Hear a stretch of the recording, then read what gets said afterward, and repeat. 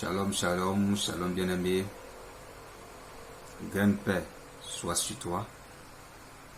Shalom veut dire grande paix. Bonne fête de l'ascension, la montée de notre Seigneur Yeshua, Jésus-Christ de Nazareth. Pour nous, ce jour, nous ne regardons pas à la montée physique de notre Seigneur. Ou soit commémoré, il vit dans nos cœurs parce qu'il est ressuscité, il est vivant.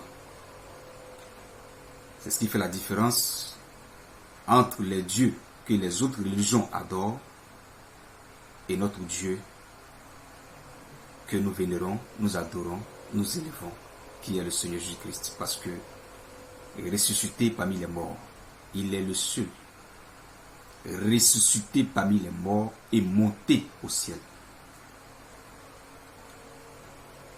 C'est pourquoi nous l'appelons le Seigneur Dieu Tout-Puissant. C'est pourquoi nous croyons à la divinité du Seigneur Jésus-Christ, qu'il était Dieu. Parce que nul ne peut monter au ciel si ce n'est pas celui qui vit là-bas. C'est important. Bien, je voudrais ce matin vous laisser un petit message. Parce que je vois un post, une publication qui circule sur les réseaux sociaux, qui parle un peu d'un féticheur, chez qui certaines personnes sont allées voir pour avoir le pouvoir, la puissance, pour dominer, pour régner, pour avoir de l'argent. La Bible dit dans le livre de Genèse, avant le chute d'Adam,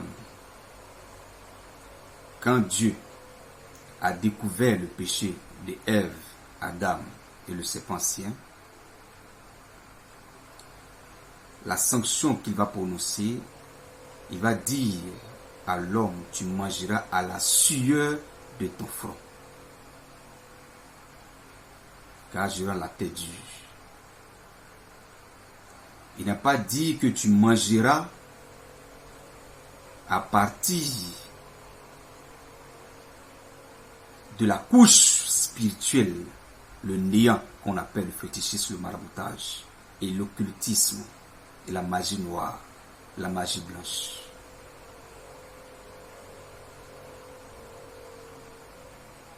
L'homme, au lieu d'adorer le Créateur, va d'où il se cherche dans les créations, les créatures de Dieu. Ça ne rassasie pas votre âme.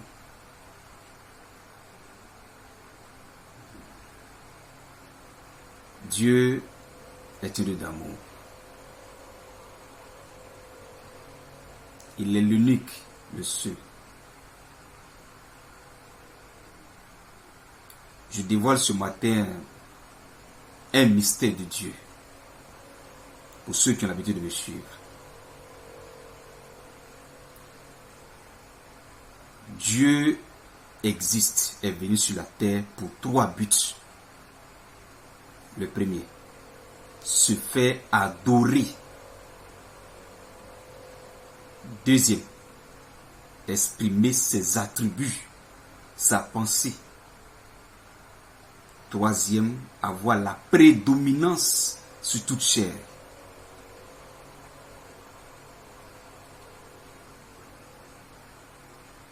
Vous comprenez?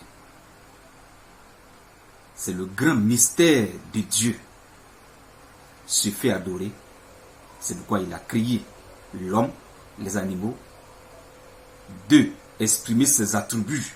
C'est lui qui a provoqué la chute d'Adam et Ève dans le jardin d'Éden pour atteindre un but. Exprimer ses attributs de sauveur, de miséricordieux, de colère, compatissant. Si Adam ne péchait pas, Dieu ne pouvait pas dévoiler son attribut de sauveur et de juge, colère, pardon, de père. Troisième, c'est d'avoir la prédominance sur toute chair. À la fin, c'est nous dire que c'est moi qui suis le Seigneur. Adorez-moi. C'est tout.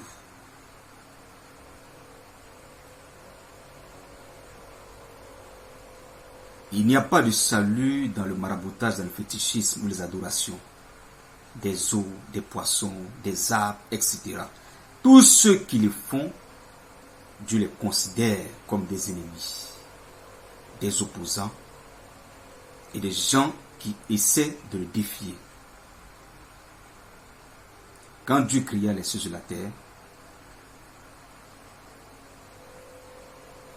Dieu, en créant les étoiles, les arbres, tout ce qui vit, qui existe sur cette terre, sous la terre, au-dessus de la terre, Dieu lui a donné un pouvoir, une puissance qu'on appelle la couche spirituelle, le néant. Le néant veut dire le pouvoir des étoiles, des arbres, de la lune. Mais en donnant ce pouvoir aux étoiles, à la lune, au soleil, Dieu dit, ne touchez pas à ces choses. Car celui qui touche, qui manipule le néant, l'occultisme, qui adore les étoiles, qui entre dans la science et qui essaie de connaître le secret pour avoir la royauté sur la terre, dominer, avoir de l'argent, j'appelle cela la magie, le maraboutage, le fétichisme, l'occultisme, le diable. Donc, le diable, lui-même qui est avec Dieu, il avait un pouvoir, il avait une puissance. Quand Dieu l'a chassé, Dieu n'a pas enlevé ce pouvoir. Mais la seule chose, c'est que la puissance du diable est corrompue. C'est de ça qu'il s'agit. C'est la différence entre le Dieu que nous adorons, puissant, et l'autre à qui Dieu a laissé le pouvoir, a laissé une partie de son pouvoir, même pas une partie même, c'est-à-dire qui ne vaut rien du tout, et qui essaie de défier le Seigneur par des pratiques comme la sorcellerie, comme la magie, comme l'occultisme, pour dominer la terre, pour avoir la royauté sur la terre. Tous les présidents du monde entier qui ne sont pas croyants entrent dans la couche spirituelle et manipulent sans s'en rendre compte. Mais nous connaissons la fin. Tous les féticheurs, tous les marabouts, ils pratiquent cette science qui touche la couche spirituelle à des heures tardives. Ils vont manipuler les étoiles, le pouvoir des étoiles. Qui leur donne ce pouvoir-là? C'est celui qui a la connaissance du bien et du mal, qu'on appelle le diable. Qui connaît une partie des secrets de la couche spirituelle, le néant, c'est-à-dire le pouvoir que Dieu a donné aux étoiles, à la terre, aux arbres. Tous ceux qui ont des bagues, des magies, des tout, ça ne vaut rien du tout. Ça n'amène nulle part. Souvent, j'entends les gens qui disent que vous croyez à une religion importée. Le mot religion veut dire religare, relation, divinité, à un Dieu.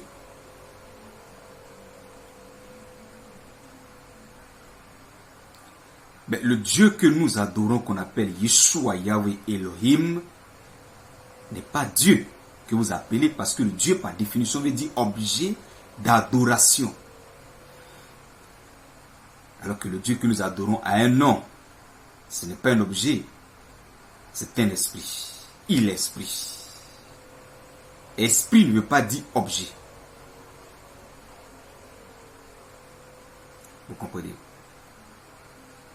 C'est-à-dire que il est surnaturel, qu'on peut ne pas définir. Trouver des adjectifs pour définir, pour qualifier, pour toucher ce corps. Il n'est pas tangible.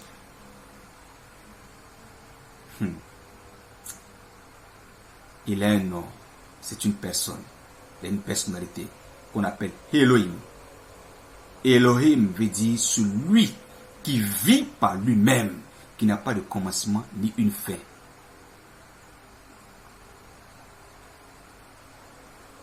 Comprenez? Et c'est lui qu'on adore. Et nous demande, si nous voulons l'adorer, nous l'adorer en esprit et en vérité. Parce que l'être intérieur qui est en nous, qu'on appelle l'âme, ne vient pas de la terre. Il vient d'en haut. Ou bien, il vient de Dieu. Sa source est de Dieu. C'est le vent. C'est un esprit qui est en nous. C'est lui qui bouge. Sinon, le corps que nous portons, Dieu nous a prêté. C'est sorti de la terre. C'est pourquoi nous retournons, nous donnons la terre. Et l'âme qui est en nous, l'être intérieur qui est en nous, qui doit rester toujours dans la vérité, qu'on appelle l'âme, c'est lui qui doit adorer le Seigneur. Et c'est le corps peut-être qui aime les choses de ce monde, qui tisse sa gloire dans les choses de ce monde.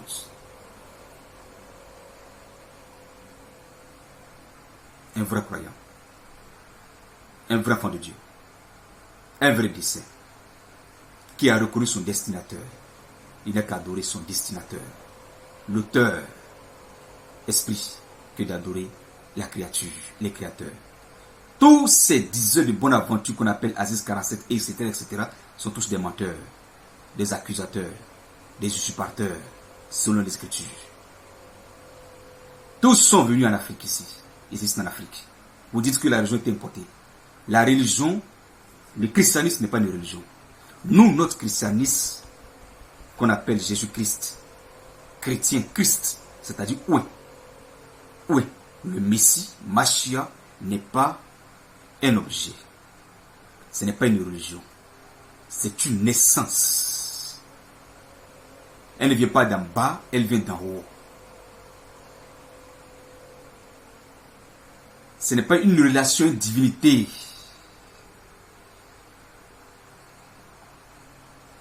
Nous ne sommes pas dans la divinité. Pour nous, c'est Yeshua, c'est Jésus-Christ, c'est un Dieu.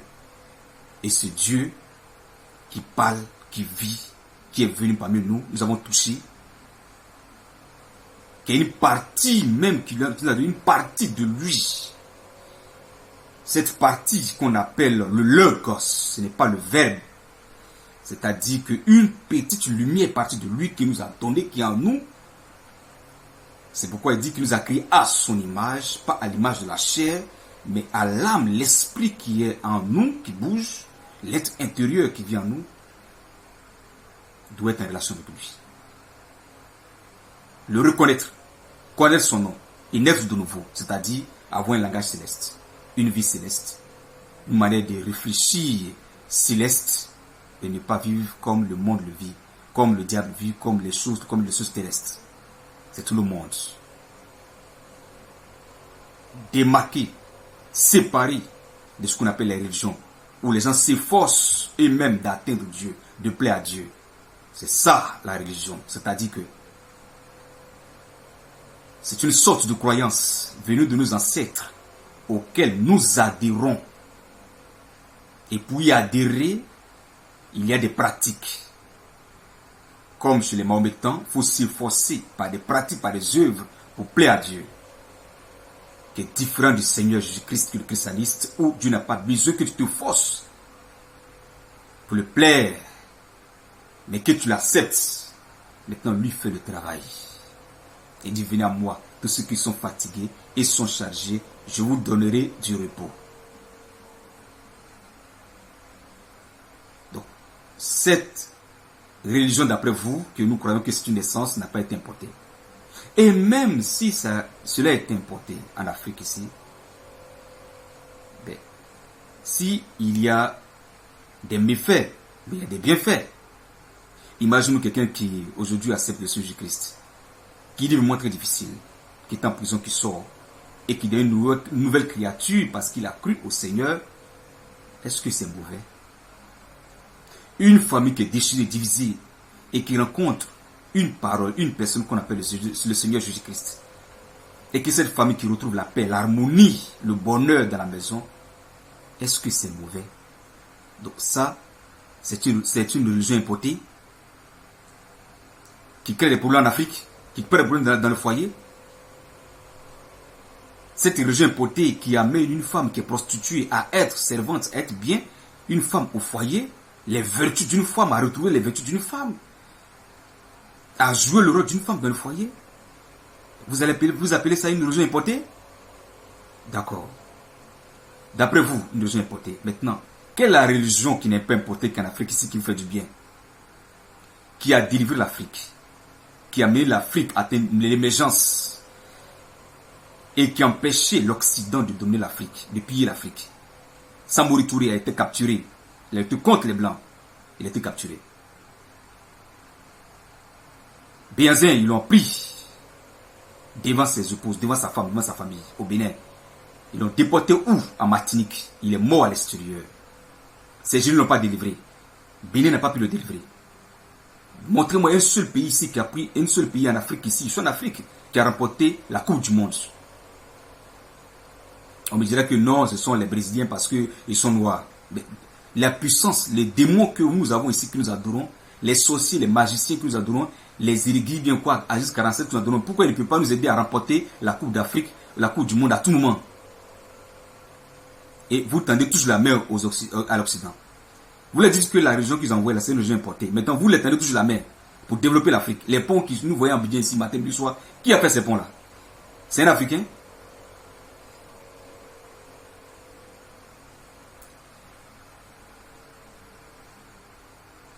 Le Seigneur dit, venez à moi tous ceux qui sont fatigués, je vous donnerai quoi? Du repos.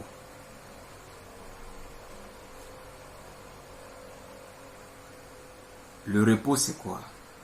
C'est se reposer de tous ces œuvres, ces adorations païennes, ces sectes, ces féticheurs qui vadrouillent dans la vie,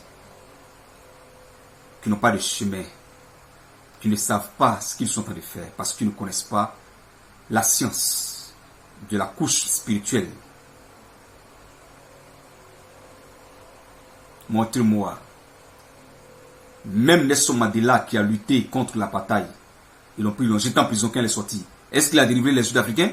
Ils sont pauvres actuellement. Vous arrivez en Afrique du Sud, vous voyez même les Africains, mais les Noirs Sud-Africains qui vivent dans des situations très difficiles. Les Blancs continuent toujours de dominer là-bas. Qu'est-ce que fétiche a fait? Chaque jour, ils l'ont pris. Ils l'ont colonisé, lui et sa femme, ses enfants. C'est pas quelque part. Vous comptez sur quelle pratique ici? Ce sont des menteurs, des blagueurs, des païens. Dieu les a déjà maudits depuis les cieux. À partir du moment où quelqu'un entre en relation, en contact avec la couche spirituelle, la magie, l'occultisme, Dieu le considère comme un sorcier. La première personne qui a dominé le monde entier, il s'appelait comment? L'Africain. C'était Nemrod. C'est l'Afrique qui dominait. C'est lui qui a essayé de créer la tour de Babel pour atteindre Dieu. Parce qu'il a dit, venez, nous allons juste construire une tour pour atteindre Dieu, pour être comme lui, pour voir le ciel. S'il y a quelqu'un qui existe là-bas. Quand Dieu a vu. L'intention était bonne de se rassembler. La coopération, la fédération, ce n'est pas une mauvaise chose. Mais l'action était mauvaise. Dieu l'a confondu. C'est à partir des nombreux noirs. Le premier qui a dominé le monde entier, ce n'était pas un blanc, c'était un noir. Dieu est juste. Si aujourd'hui les Européens, les blancs de peau nous dominent aujourd'hui, ne les accusez pas. Lui qui a dominé le monde, c'était un noir. Et celui-même qui était le premier créateur, le premier qui a été créé sur la terre, Adam, était noir de peau. Parce que la Bible dit qu'il est tiré de la terre et la terre n'est pas une couleur blanche. Et Dieu a confondu la langue. C'est pourquoi aujourd'hui, il y a l'anglais, il y a le français, il y a le chinois, il y a le baoulé, il y a le bété, tout. C'est à cause de Namrod. C'est ce qu'on appelle Babylone, c'est-à-dire confusion, contradiction. Après Nomrod, il y a eu qui encore? Il y a eu Pharaon. Peut-être Ramsès. Ah, lui qui a défié Dieu. Il n'a pas défié Dieu. Mais Dieu l'a laissé le défier pour démontrer sa puissance. L'histoire de Pharaon doit nous servir de leçon et abandonner tous ces diseurs de bonne aventure qu'on appelle marabout, qu'on appelle féticheurs, qui n'apportent rien. Bien au contraire, qui vous rendent des sorciers, qui essaient de vous ensorceler. Et nous connaissons la suite d'une sorcière et d'un sorcier. Ils nous apportent rien. Moi qui vous parle, je viens d'un village en Côte d'Ivoire, au Fouet Djikrou, à Yamsoukro. De ce village est sorti un chef tradit praticien du nom de Adjeloukou Gondous, que je connais personnellement, parce que une fois il nous a rendu visite j'étais au collège à Gaïnoua, au lycée de la paix de Gaïnoua, j'étais au quartier Soleil à Gaïnoua. Il est passé juste saluer mon oncle, qui était son ami intime, Tonton Jonas. Ce jour-là, il a passé la nuit. Je l'ai vu, mais on ne l'a pas adoré. Mon grand frère là est témoin, Maître Diogène à Diapo. On ne l'a pas adoré. Adjeloukou est mort. Il a voulu défier un de ses disciples qui s'est converti, qui a donné sa vie à Jésus-Christ, qui s'appelle Edmond, qui est pasteur présentement. Mais tous ces faits, il était le chef tradit praticien de Côte d'Ivoire, Adjeloukou Gondous. Il vient du Fouet Djikrou, mon village. Le village, mon père. Mais il est mort malheureux. Il est mort dans la maison de son ami pasteur, qui a demandé son soutien spirituel. Il s'appelle prophète Djia de l'église Mieda de Yamsoukro. Nous ne voulons pas ici pour baragouiner, pour parler, dire des choses insensées. Vous ne connaissez pas ce qu'on appelle la magie. Vous ne connaissez pas ce qu'on appelle la sorcellerie. Ces choses ont existé, mais n'ont rien apporté. Tu serais humilié si tu pratiques ça. Il l'a fait. Adjeloukou est mort, son fils l'a remplacé. Le juge le rencontre, sais-je, je lui prêche la parole.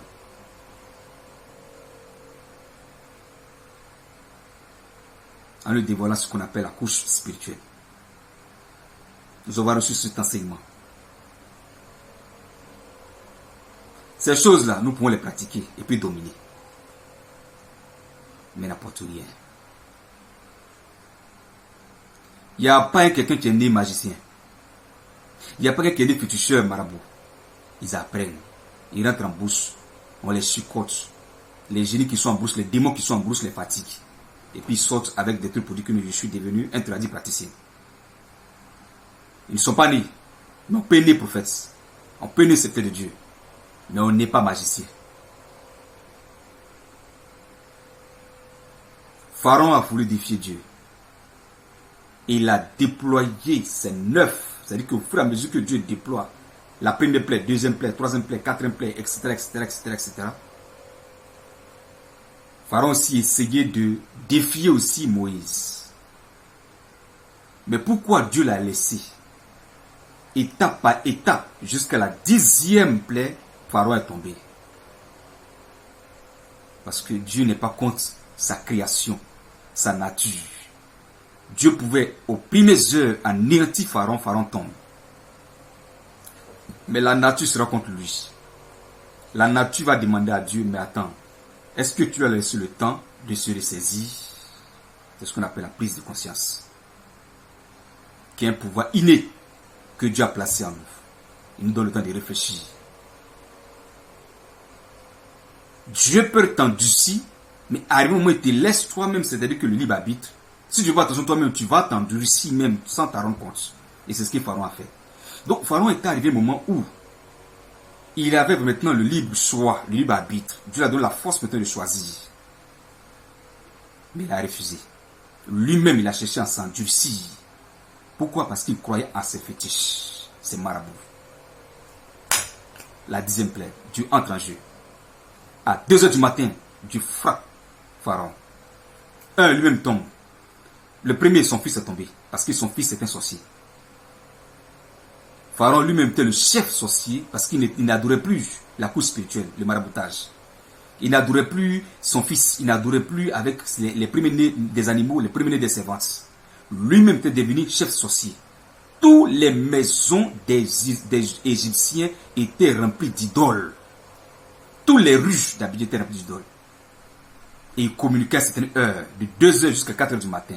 Ça, c'est une heure où la couche spirituelle se repose. Où les gens peuvent entrer maintenant, les marabouts, chercher maintenant à faire des pratiques. Pourquoi c'est la nuit, vous faites vos trucs? Vous ne faites pas en pleine journée. On connaît ça. Donnez votre vie à Jésus-Christ. C'est juste un petit dévoilement. Pharaon est tombé.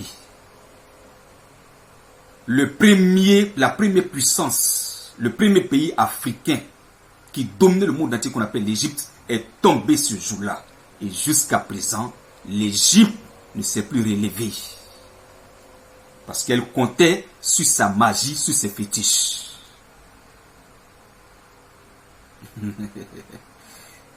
C'est des menteurs.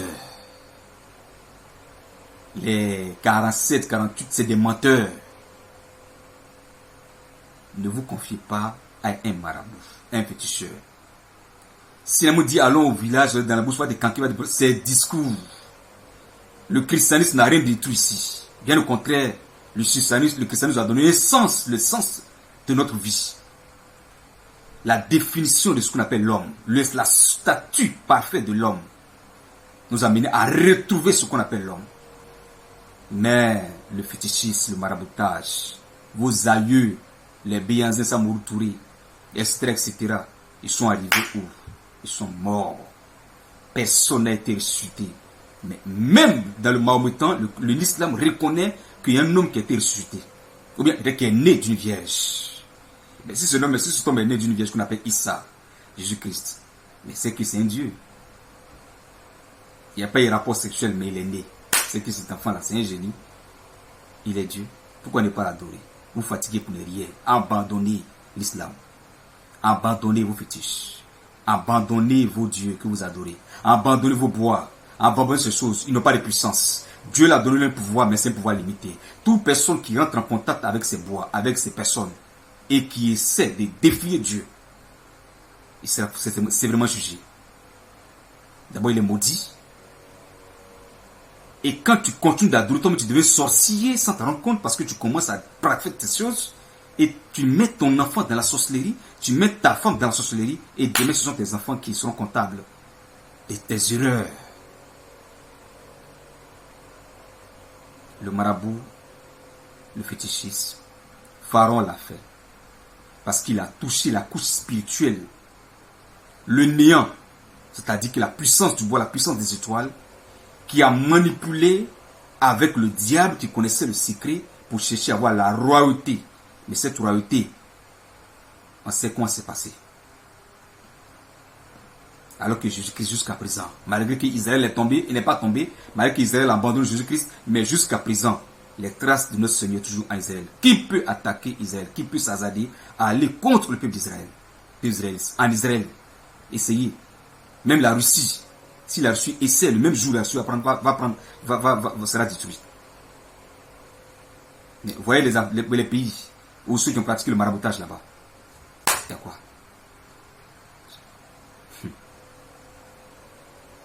Que Dieu vous bénisse. Pharaon est tombé.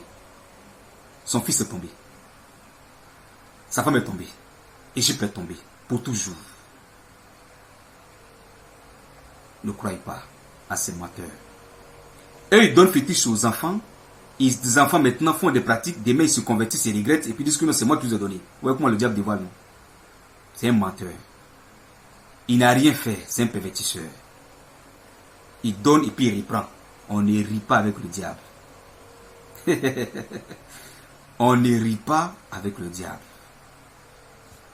Shalom.